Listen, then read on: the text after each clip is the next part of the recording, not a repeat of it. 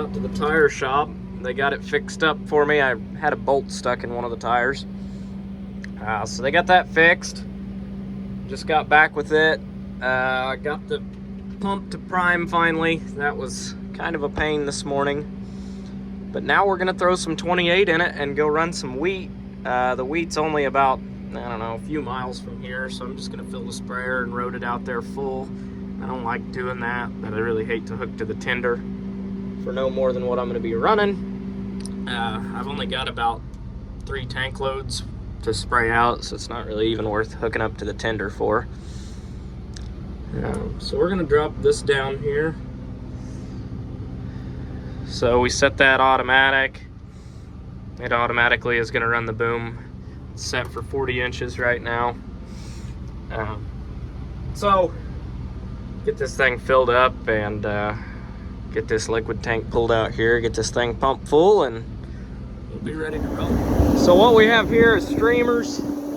Basically, they stream instead of spraying. So we're just gonna do a quick walkthrough, make sure all of them are doing what they're supposed to. So far, so good.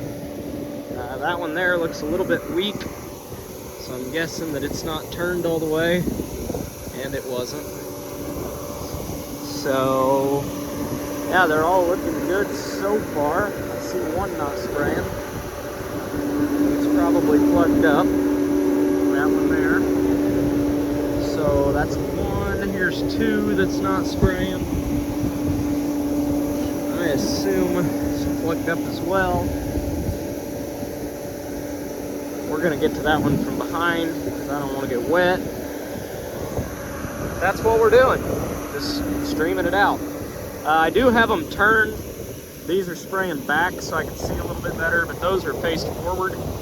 I just didn't want that 28 all over the sprayer, so I have them faced forward, but I'm not sure what's going on here. Turn the nozzle. So that's spraying. That's spraying. Okay. So it's something in the nozzle. Sure enough, it's plugged. Just had a little dirt in it. Not a big deal. This is just water, so I don't really have to worry about getting it on me or anything like that. There we go. And that's all it was. So, just keep going through and checking them. Got this guy here plugged up as well, I assume. Yep, that's all it was. So, kind of blowing that.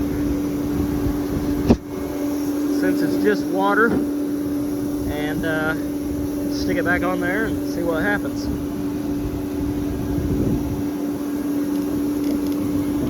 Perfect, except I put it on backwards. But I think we're gonna be ready to roll here in just a minute. Well, here we go out on the maiden voyage. Beautiful view on the way out, but we're almost there. We got about, I don't know, half a mile to go.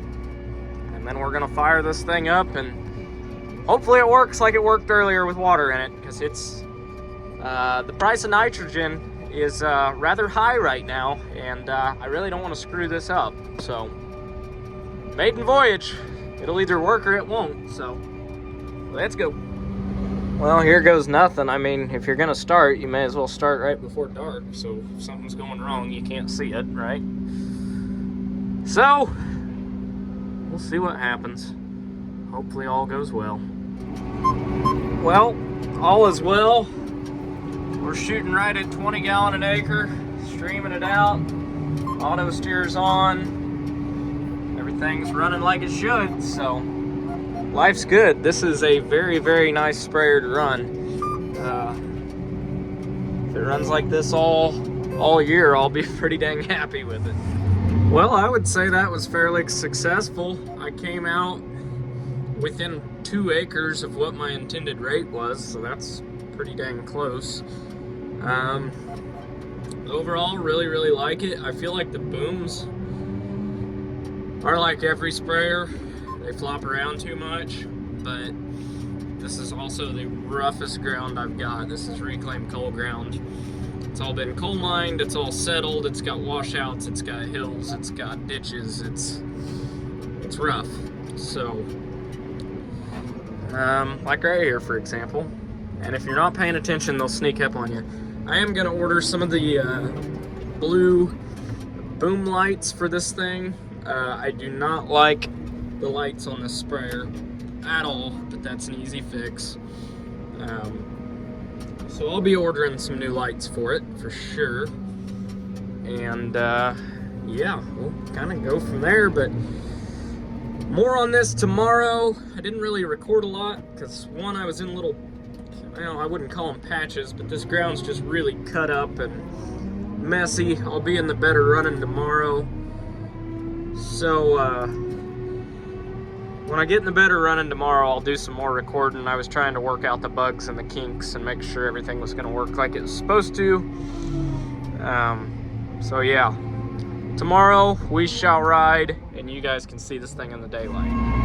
I love the sound of this thing going down the road. It just, those hydro motors are just screaming. It goes fairly fast too. It'll run up about 35 miles an hour, which honestly, sitting this high is plenty fast on these little tires. It does ride really good though, I'll give it that. Rodin.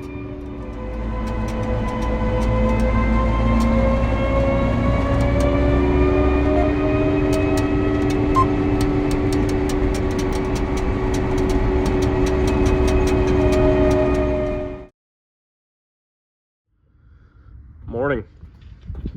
We're ready to fill this rig up and get an early start today.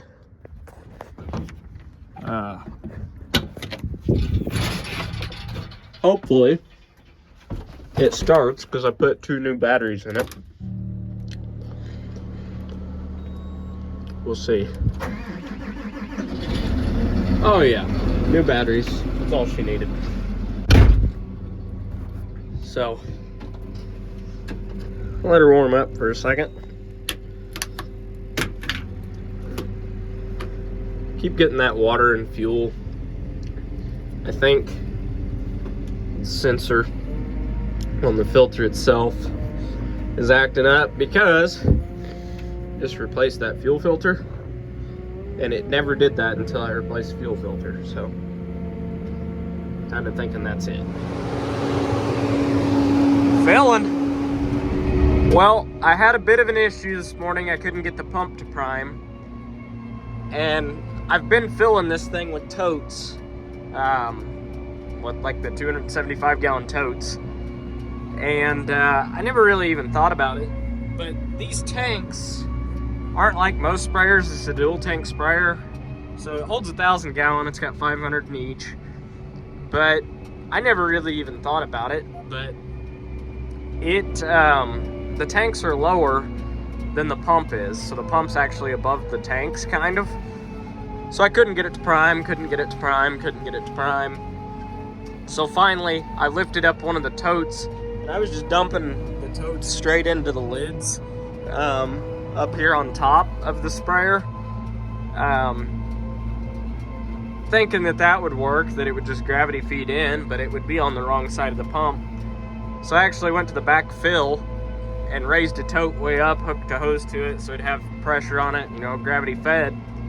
Then it primed just fine. So I fought it for like a half hour, so I'm getting a little bit of a late start, but we're headed back out. The second load, third and a fourth should get it, so we should be done with wheat today. I don't have a lot of it. I wish I had more of it, and ADM was nice enough to drop their basis $1 on it today, so that's cool.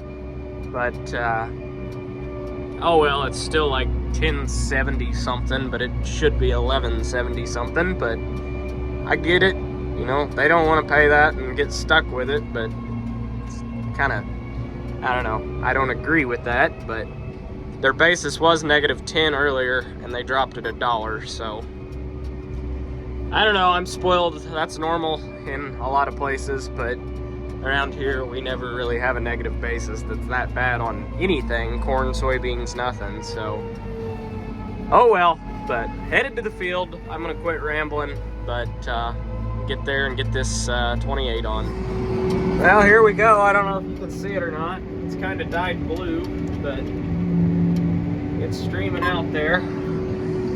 And we're covering these little in-between terraces. I'm not messing with auto steer right now. I'm just kind of driving by line of sight. Doing okay.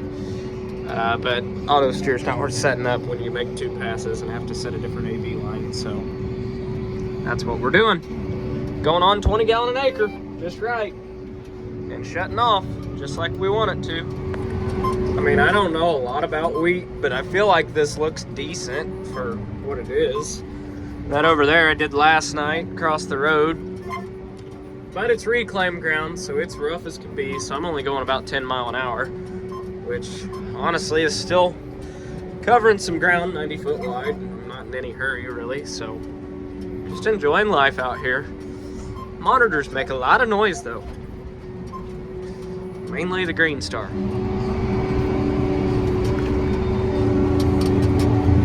Whoops. Those little trees, they'll get you. Luckily this thing's easy to flip the breakaways back out. There we go. About the time I get it flipped back out, I clip another tree with it, but that's all right. Wheat's looking good though.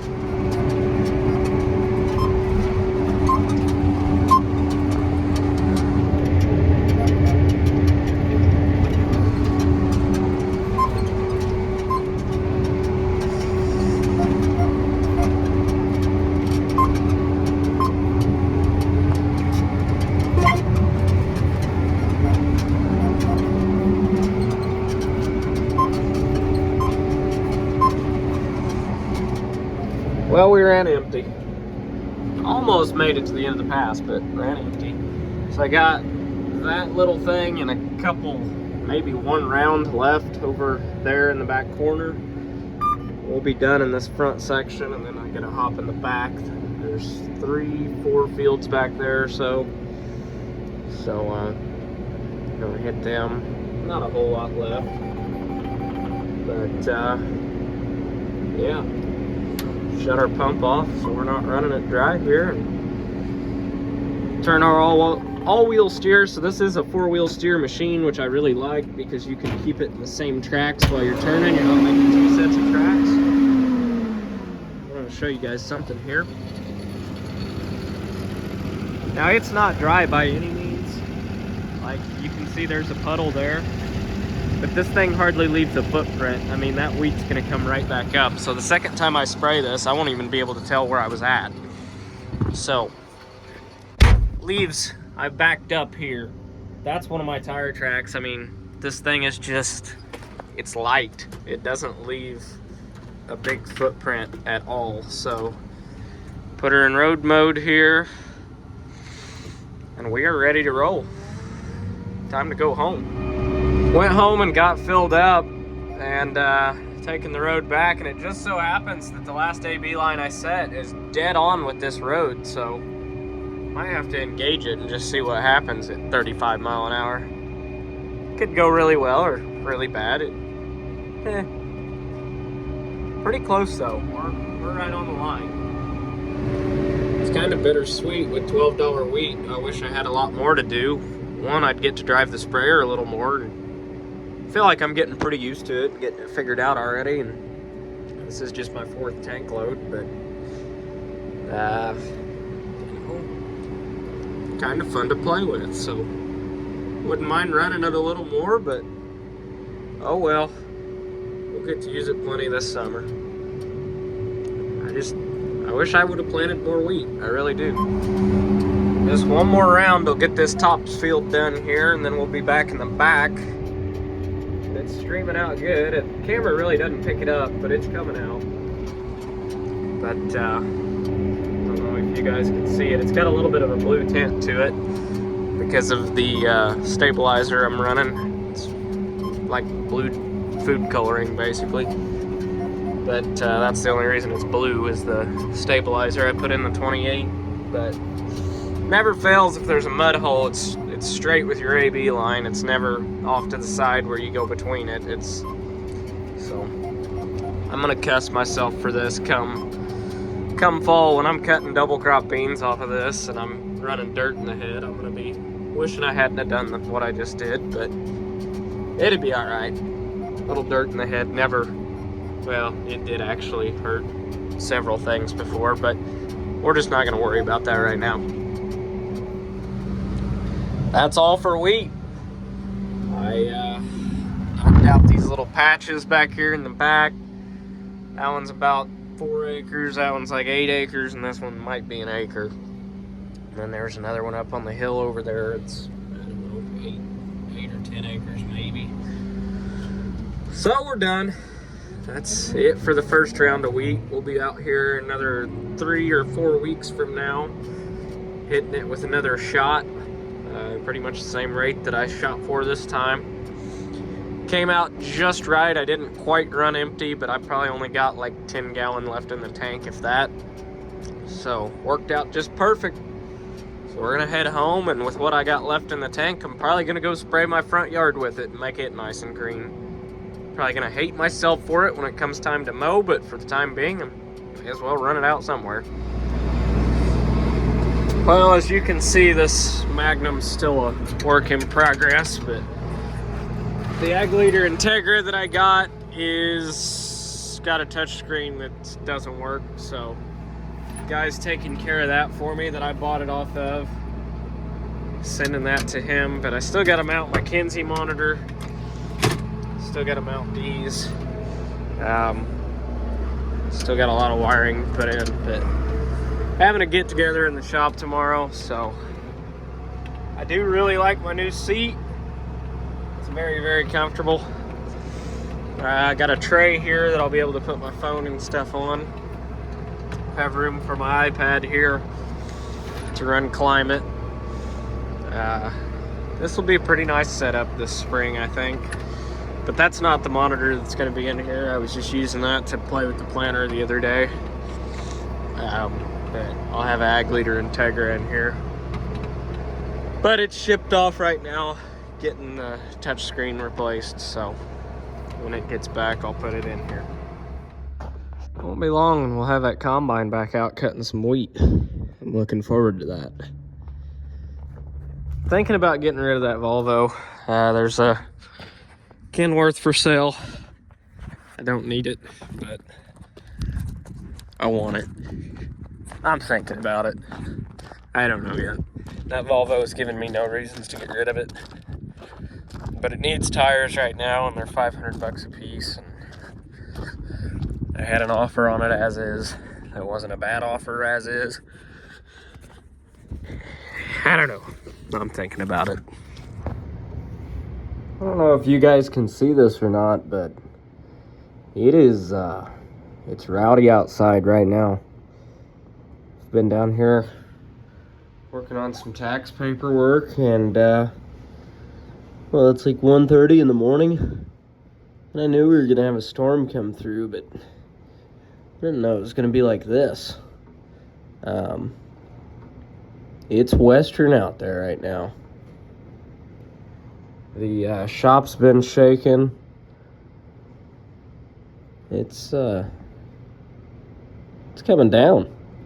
We're going from 75 degrees down to 30 overnight, so we're getting some serious wind with this. I don't know if you guys can see it or not, but it's wild. I can't tell what's blown out there. I can't tell what that is, but it looks like a damn transformer. I don't know what it is. Let's go investigate. It's died down quite a bit now, but it's still raining hard and everything, but it got really, really windy for a second. I mean, I enjoy a good storm, but I'm not a fan of that kind of wind.